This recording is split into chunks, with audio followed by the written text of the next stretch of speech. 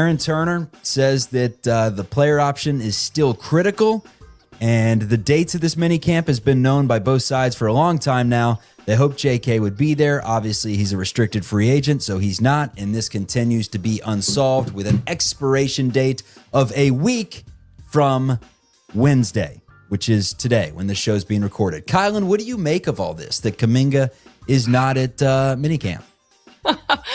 I was hoping, Chuck, that we would not still be talking about this. San Diego, late September 2025. The Golden State Warriors were together in a minicamp, running drills under the California sun. Jimmy Butler, in his first full season with the team, organized the workouts. Stephen Curry and Draymond Green were there, leading drills and building early chemistry. Almost everyone on the roster showed up, except Jonathan Kuminga. No, his absence wasn't about travel or timing. It came days before a contract deadline that could define his future in Golden State. That choice has already become one of the biggest storylines of the Warriors offseason. The question now is, does Kuminga's decision signal routine business negotiations, or is it the start of something serious? Every year before camp officially starts, players get together on their own. Coaches can't run practices yet, but the rules don't stop teammates from working out together. These sessions matter. They build rhythm, create trust, and give everyone a chance to show they're locked in. It seems like it's somewhat optional, right? But it's frowned upon if you don't show up. And he's technically a member of this team, granted restricted free agent. It hasn't been resolved. Of course, he's not going to show up in the situation that he's been in all summer. But whether he's on the qualifying offer or whether it's this, because the Warriors have said they're not going to trade him. And they hold the rights to do whatever they want. So if that's the case, at least for now. I mean, if he comes back, I could see him getting traded closer to the trade deadline if things aren't going well. This September, the Warriors held theirs in San Diego. The spot made sense because of good weather, no media glare, and space for the group to work in private. Jimmy Butler organized it as he wanted everyone on the same page before training camp began. Stephen Curry showed up early and Draymond Green joined too, keeping his role as the loud voice in the gym. Veterans and new signings went through drills, scrimmages, and off-court bonding. It was the first step toward building chemistry after a summer of changes for most of the roster.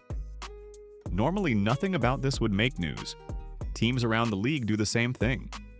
What gave San Diego attention was that one crucial player stayed away, and in a group this scrutinized, a single absence speaks way louder than anything said in those workouts. In March, end of February, March, up to early April, JK was a big part of them getting into the playoffs. Even in that year they played the Kings when Wiggins was dealing with some personal issues and whatnot, and he averaged 13 and a half a game and really was really efficient. I think his true shooting percentage was like 64% during that time period. And then, kind of falling back again during the playoffs as the rotation tightened, and then going into year 3 where he had, 20-25 game span where he was phenomenal. He was, Draymond was saying, this guy's never going to not be an all-star. Enjoy your last all-star break, JK, because you're going to be an all-star. Insiders claim that Jonathan Kuminga's absence in San Diego ties directly to the contract negotiations that have been dragging all summer. The Warriors put 2 offers on the table. One was 3 years for $75 million. The other was 2 years for $45 million. Apparently both look solid, but the sticking point is how the third year is structured. Golden State wants that season to come with a team option. In plain terms, that means the franchise could choose whether Kuminga stays or leaves before the final year kicks in. That's where his side is pushing back. They want the third year guaranteed, or at least a player option that lets him control his future. It may sound like a small detail, but that clause changes everything. A team option gives the front office flexibility. On the other hand, a guaranteed year or player option gives Kuminga security and leverage. That's why neither side has blinked. It's about protecting long-term salary space for the Warriors, and for Kuminga, it's about respect and stability. The qualifying offer deadline is just days away, and both sides are running out of time to decide who bends first. To understand why Kuminga's camp is digging in, you have to look at his draft class. The players taken around him have already signed considerable extensions. Cade Cunningham secured more than $300 million despite missing long stretches with injuries. Jalen Green locked in over $140 million. Evan Mobley and Scotty Barnes both passed the $250 million mark. Even Franz Wagner, drafted one spot after Kuminga, signed for more than $200 million guaranteed. Kuminga's resume doesn't match those numbers yet, but that isn't the point. Around the league, rookie extensions aren't always about past production. They're often about potential, and teams usually pay early to keep talent happy. From his perspective, he's being singled out. While his peers were rewarded, he's staring at an offer worth far less and with strings attached. And JK's heard these conversations, so he knows what's out there. He knows the deals, the guaranteed money, the opportunity. So when you factor all that in, the thought is, okay, if we're coming back here and it's win now, this is Steph's probably last window to win. Like, help us out on the back end of the deal because we're going to be sacrificing what we just spoke about. And that's why the player option has been so pushed by us. Insiders claim that Jonathan Kuminga's absence in San Diego ties directly to the contract negotiations that have been dragging all summer. The Warriors put 2 offers on the table. One was 3 years for $75 million. The other was 2 years for $45 million. Apparently both look solid, but the sticking point is how the third year is structured. Golden State wants that season to come with a team option. In plain terms, that means the franchise could choose whether Kuminga stays or leaves before the final year kicks in. That's where his side is pushing back. They want the third year guaranteed, or at least a player option that lets him control his future. It may sound like a small detail, but that clause changes everything. A team option gives the front office flexibility. On the other hand, a guaranteed year or player option gives Kuminga security and leverage. That's why neither side has blinked. It's about protecting long-term salary space for the Warriors, and for Kuminga, it's about respect and stability. The qualifying offer deadline is just days away, and both sides are running out of time to decide who bends first. To understand why Kuminga's camp is digging in, you have to look at his draft class. The players taken around him have already signed considerable extensions. Cade Cunningham secured more than $300 million despite missing long stretches with injuries. Jalen Green locked in over $140 million. Evan Mobley and Scotty Barnes both passed the $250 million mark. Even Franz Wagner, drafted 1 spot after Kuminga, signed for more than $200 million guaranteed. Kuminga's resume doesn't match those numbers yet, but that isn't the point. Around the league, rookie extensions aren't always about past production. They're often about potential, and teams usually pay early to keep talent happy. From his perspective, he's being singled out. While his peers were rewarded, he's staring at an offer worth far less and with strings attached. Of The Athletic reported that the Warriors and Kings are in conversations once again surrounding a Jonathan Kuminga trade, as we are literally less than a week away from Warriors training camp. Report says the following: according to team sources, there's still another scenario in play here, a sign and trade deal with the Sacramento Kings. While the two teams went more than a month without discussing the matter during the latter part of the summer, team sources said the talks between the two sides were renewed earlier this week. And while no significant progress was made in the talks, it's quite notable that the Kings, who have offered veteran guard Malik Monk a lottery-protected 2030 first-round pick for the chance to give Kuminga a 3-year, $63 million deal, aren't giving up on the prospect of bringing him to Sacramento this season. Whenever contract talks take a pause, trade rumors float in the air. Sacramento has been the loudest name linked to Kuminga. Reportedly, the Kings explored a package centered on Malik Monk and draft capital. On paper, that gives Golden State scoring depth and future assets. In practice, the deal isn't straightforward. Monk's salary complicates the math. Kuminga would need to sign at a much higher figure than what the Warriors have offered to match numbers under league rules. That creates problems, especially with the tax apron looming.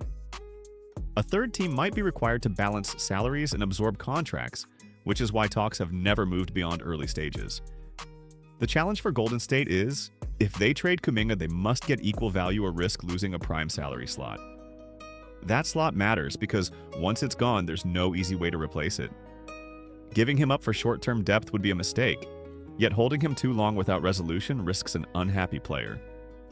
So far, trade discussions remain more speculation than action. Still, the fact that Sacramento and others are circling shows the league sees value in Kuminga, which Golden State hasn't decided how to handle. Off-season workouts carry weight beyond conditioning inside any NBA team. They help decipher how committed everyone is before the grind begins. When a player skips, it doesn't always create conflict, but it definitely ignites conversation. Chemistry has long been its calling card for Golden State. The core of Curry, Green, and Klay Thompson built a dynasty on trust and accountability. Butler has now stepped into that framework, and he seems to be eager to establish leadership. His decision to run the San Diego minicamp was evidently a part of that effort. Most of the roster showed up, blending veterans with new signings. The only missing face was Kuminga's, and that absence hasn't been easy to ignore. Some veterans may understand his stance. They've been through tough negotiations themselves and know the risk of injury during contract talks. Others might view it differently, seeing a teammate choosing personal business over team unity. Neither reaction is unusual. NBA locker rooms often balance both perspectives at once. What matters is how the leaders respond when camp opens. If Curry, Green, and Butler welcome him back without tension, the group can move forward. But what if frustration lingers? Golden State's plans for the season depend on where Kuminga lands with his deal. If he signs long-term, the coaching staff can give him steady minutes and build lineups around his strengths. He defends wings, runs the floor in transition, and adds energy that the older core no longer provides every night. You have Kuminga returning, and you have no idea what you're going to get out of him, but if you can assume he's still going to play hard and still be the same Kuminga, add a couple more good pieces, and you come back a better team than you were last year, having added Horford, Melton, maybe call it Brogdon, and then who knows what else you're bringing back. GP2, Curry, Trey Lyles, a center somewhere, who knows. Doesn't put you over the top, but that's the silver lining of the qualifying offer. Other than that, again, you're losing Kuminga after next year. He signs that offer. On the other hand, if he accepts the qualifying offer, the picture looks different. One-year deals change how players approach the season. Staying healthy becomes the top priority, and numbers suddenly matter more. That doesn't mean he checks out, but it does mean his goals may not always match the team's. So, indeed, those palpitations are genuine for a group that leans heavily on chemistry. Coming to the next possible alternative, a trade. It would create another path. The return could bring shooting, a veteran guard, or future picks. What the Warriors would lose is upside. Kuminga is 22, and there aren't many young players on the roster. Moving him now could lock the team into an older core without much athletic support. The decision isn't just about money. It's also about how Golden State wants to balance today's experience with tomorrow's potential. While the contract drama around Kuminga has drawn headlines, another story this week reminded everyone of the Warriors' anchor. ESPN's annual off-season survey asked coaches, scouts, and executives to name the best American player in the league. At 37 years old, Stephen Curry topped the list. He received more votes than rising star Anthony Edwards and All-NBA guard Donovan Mitchell. Conference scout on Steph Curry. ESPN ran an article the other day, Tim Bontemps, on who is the best American player currently in the NBA. They surveyed 20 coaches, execs, and scouts across the league, and it's the chef. He still scares people the most, and it wasn't even close. Out of the 20 votes, he got 11 of them. Anthony Edwards got 8, and Donovan Mitchell got 1. The recognition comes after another strong season. Curry averaged 24.5 points, led the NBA in made threes per game, and posted the highest free throw percentage in the league.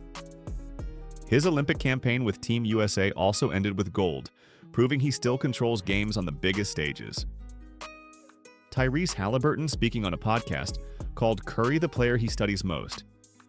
Around the league, opponents still admit he shapes defensive game plans in ways few others can. Even as younger stars push for the spotlight, Curry's influence hasn't faded. That respect matters for Golden State. Whatever happens with Kuminga, trades, or contracts, the Warriors' identity still begins with Curry. His standing across the league shows why management keeps searching for ways to give him another run at a title. However, recognition for Steph wasn't the only Curry headline this week. Off the court, news broke that his younger brother is expected to join him in Golden State. The famous US NBA reporter Mark Stein says that Seth Curry is expected to sign with Golden State. He will be joining his brother for the first time since their brief overlap in 2013.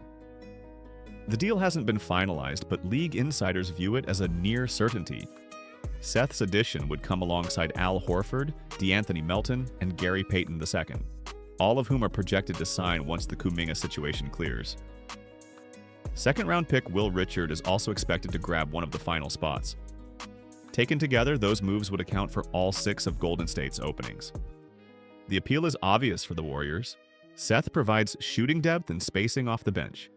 Having him on the floor with Steph also gives the franchise a marketable storyline and a backcourt duo that opponents can hardly afford to leave open. And with those roster spots nearly accounted for, the countdown to camp is here.